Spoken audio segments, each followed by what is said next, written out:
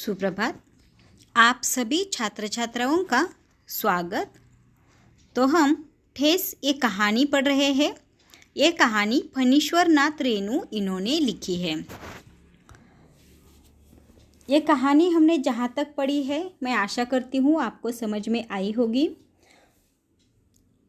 लेखक के घर में उनकी बहन मानू की शादी होने वाली है। मानू के पति ने मानू के साथ 3 जोड़ी फैशनेबल चीक और पटेर की 2 शीतल पाटियाँ मांगी है और इसीलिए लेखक के घर में सिरचन को काम के लिए बुलाया गया है। सिरचन वह बनाने के लिए लेखक के घर पर आते हैं और उन्हें खाने के लिए उनकी मंजली भाभी जो है वह सिर्फ चिवड़ा और गुड़ देती है और एक बात सिरचन को पसंद नहीं आती। इस पर लेखक का ध्यान जाता है तो लेखक अंदर जाकर अपनी माँ से बात करते हैं कि सिरचन को कलेवा किसने दिया है। तो लेखक की माँ रसोई घर से ही आवाज़ देती है कि सिरचन को बूंदिया क्यों नहीं देती। मंजली भाभी के लिए कहती है तो मंजली भाभी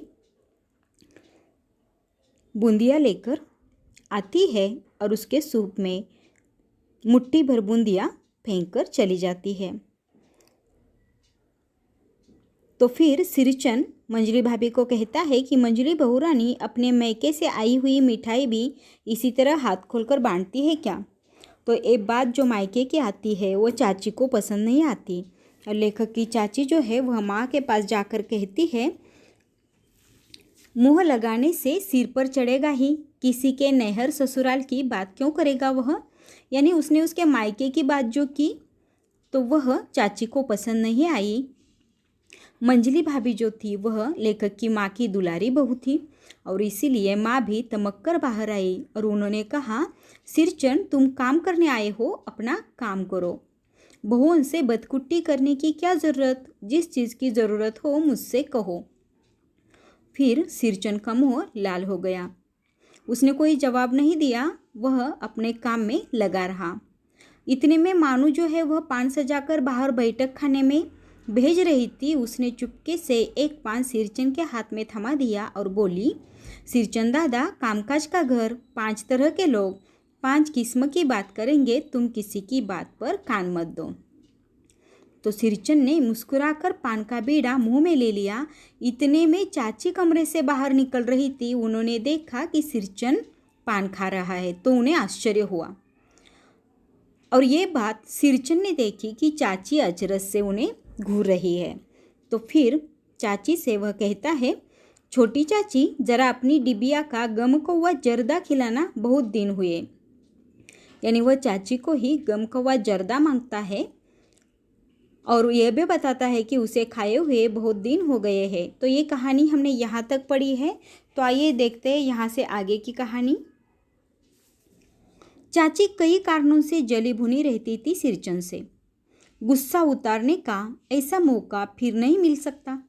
झनकती हुई बोली तुम्हारी बड़ी हुई जीभ में आग लगे, घर में भी पान और गम कौवा जर्दा खाते हो। चटोर कहीं के। मेरा कलेजा धड़क उठा, हो गया सत्यानाश। बस सिरचन की उंगलियों में सूतली के फंदे पड़ गए। मानो कुछ देर तक वह चुपचाप बैठा पान को मुंह में घुलाता रहा। फिर अचानक उठकर पिछवाड़े पीक थूकाया। अपनी छुरी, हंसिया वगैरह समेट संभाल कर झोले में रखे टेंगी हुई अधूरी चीख पर एक निगाह डाली और हनहनाता हुआ आंगन से बाहर निकल गया। तो देखो जो बात चाची ने कही उस बात का गुस्सा सिरचन को आया। इसमें कठिन शब्द है हनहनाता। हनहनाता यानी बड़बड़ाता हुआ। तो देखो चाची की कौन सी बात का सिरचन को गुस्सा आया। तो चाची ने कहा कि तुम्हारी बड़ी हुई जीभ में आग लगे और तुम क्या, तुम्हारे घर में भी पान और जर्दा खाते हो। और उसे चटोर भी कहा। चटोर यानी स्वादलो लोग। तो लेखक कहते हैं कि मेरा कलेजा धड़क उठा, हो गया सत्यानाश। क्योंकि लेखक जानते थे सिरचन को ऐसी बातें बिल्कुल पसंद नहीं और जो जिस तरह से चाची ने उनसे बात की तो ये सिरचन को इस प्रकार के सवाल जवाब हो या इस प्रकार की बातें हो, उसे बिल्कुल पसंद नहीं कि कोई उससे इस तरह से बात करे, और इसीलिए उसे गुस्सा आता है। और ये बात लेखक समझ गए। लेखक को ये पता था अगर उससे कोई अच्छे बात ना करे, तिरछी बातें करे, तो वह क्या करता है, काम छोड़कर चला जाता है। और इसीलिए लेखक के मन में यह आया कि हो गया सत्यानाश, यानी उन्हें लगा कि क्या अब सिरचन क्या करेगा। तो बस सिरचन की उंगलियों में सुतली के फंदे पड़ गए। जो काम वह सुतली लेकर कर रहा था वह वहाँ पर ही बैठा रहा। कुछ देर उसने सोचा और फिर जो पान उसने खाया था उसका पीक थूक कर वह बाहर वापस आ गया। फिर उसने अपनी छुरी और हंसिया समेट कर झोले में रखे। ये हथियारे, छुरी और हंसिया जो साधन है बनाने के लिए, जो कि वह चीक बना रहा था, उसे बनाने के साधन वह झोले में रख देता है। और फिर एक बार वह टंगी हुई अधूरी चीक पर एक निगाह डालता है, यानी जो उसने वो चीक बनाई थी, वह चीक बना रहा था, उस चीक पर वह नज़र डालता है और हनहनाता हुआ आंगन से बाहर निकल जाता है, यानी कुछ बड़बड़ाता हुआ, क्योंकि उसे चाची की बात का गुस्सा आया है। जो चाची ने बात कही है कि तुम भी अपने घर में पान और गम का व जर्दा खाते हो और तुम्हारी बड़ी हुई जीभ में आग लगी, इस तरह की जो तिरछी बातें उससे की गई वो उसे बिल्कुल पसंद नहीं आई, और इसलिए वह बड़बड़ाता हुआ वहाँ से चला गया। मानो कुछ नहीं बोली, चुपचाप अधूरी चीख को देखती रही। सातों तारे मंद पड़ गए। माँ बोली, जाने दे बेटी, जी छोटा मत कर मानो, मेले से खरीद कर भेज दूंगी। मैं सिरचन को मनाने गया, देखा एक फटी हुई शीतल पाटी पर लेटकर वह कुछ सोच रहा है। मुझे देखते ही बोला, बबुआ जी अब नहीं, कान पकड़ता हूँ, अब नहीं। मोहर छाप वाली धोती लेकर क्या करूँगा, कौन पहनेगा। ससुरी खुद मरी, बेटे बेटियों को ले गई अपने साथ। बबुआ जी मेरी घरवाली जिंदा रहती तो मैं ऐसी दुर्दशा भोगता। यह शीतल पाटी उसी की बुनी हुई है, इस शीतल पाटी को छू कर कहता हूँ। तो देखो, जैसे ही सिरचन वहाँ से निकल गया तो मानू जो है वह चुपचाप चीक को देखते रही, क्योंकि उसके मन में ये सवाल उठा कि अब वह ससुराल चीक और शीतल पाटी कैसे लेकर जाएगी, क्योंकि सिरचन जो है वह काम अधूरा छोड़कर चला गया और सातों तारे मंद पड़ गए। ऐसा यानी उसने अलग अलग प्रकार के 7 रंग उसमें डाले थे और इसलिए उसे सातों तारा कहा गया है। और फिर मानू को देखकर लेखक की माँ बोली, जाने दे बेटी, जी छोटा मत कर, और मैं तुम्हें मेले से खरीद कर भेज दूंगी, ऐसा वह कहती है। तो मैं सिरचन को मनाने गया, लेखक आगे बताते हैं कि मैं सिरचन को मनाने गया, यानी लेखक फिर उनके घर गए सिरचन के, कि सिरचन को फिर वापस लेकर आने के लिए। तो उन्होंने क्या देखा, तो उन्होंने देखा एक फटी हुई शीतल पाटी पर लेटकर वह कुछ सोच रहा है। यानी इतनी सारी नई नई शीतल पाटियाँ बनाने वाला सिरचन एक फटी हुई शीतल पाटी पर लेटकर कुछ सोच रहा था। जैसे ही उसने लेखक को देखा तो वह बोला, बबुआ जी अब नहीं, कान पकड़ता हूँ, अब नहीं, यानी मैं माफ़ी मांगता हूँ, लेकिन अब मैं आपके घर नहीं आऊँगा, ऐसा वह कहना चाहता है। वह आगे यह भी कहता है कि मोहर छाप वाली धोती लेकर क्या करूँगा, कौन पहनेगा, यानी अगर आपने मोहर छाप वाली धोती दे भी दी तो उसे कौन पहनेगा, इस तरह का सवाल वह लेखक से करता है। और फिर वह अपनी पत्नी के बारे में कहता है, ससुरी खुद मरी, बेटे बेटियों को ले गई अपने साथ, यानी सिरचन जो है वह अपने परिवार के बारे में बोल रहा है। उसकी पत्नी की मृत्यु हो गई है, उसके साथ साथ उसके बेटी बेटियां जो थी उनकी भी मृत्यु हो गई है।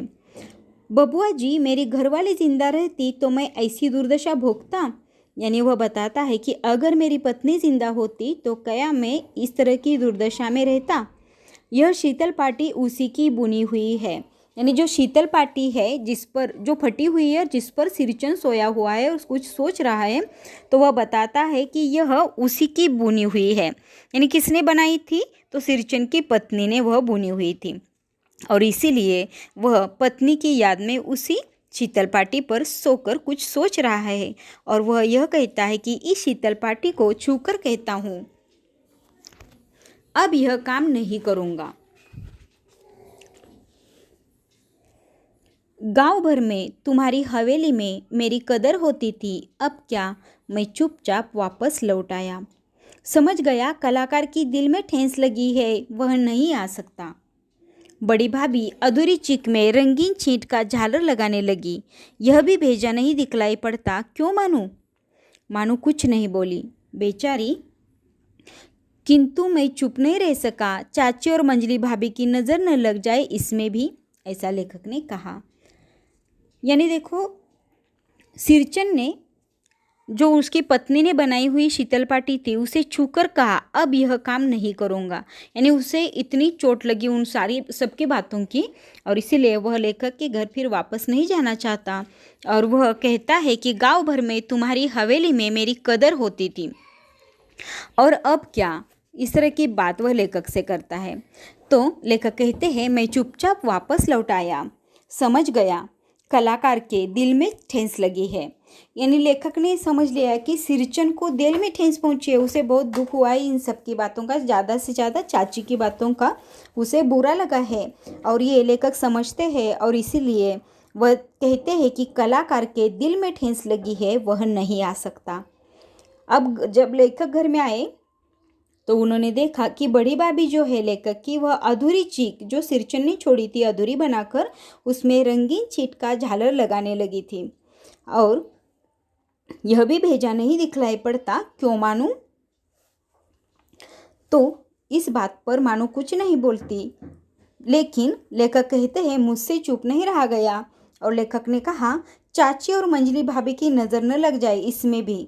यानी जो बड़ी भाभी जो अधूरा चीख है उसे झालर लगा रही है, और इसीलिए लेखक कहते हैं कि कहीं यहाँ पर भी चाची और मंजली भाभी की नज़र न लग जाए। वह ऐसा क्यों कहते हैं, क्योंकि चाची और मंजली भाभी जो है उन्हीं की बातों की वजह से सिरचन वह काम अधूरा छोड़कर चला गया। मानू को ससुराल पहुंचाने में मैं ही जा रहा था।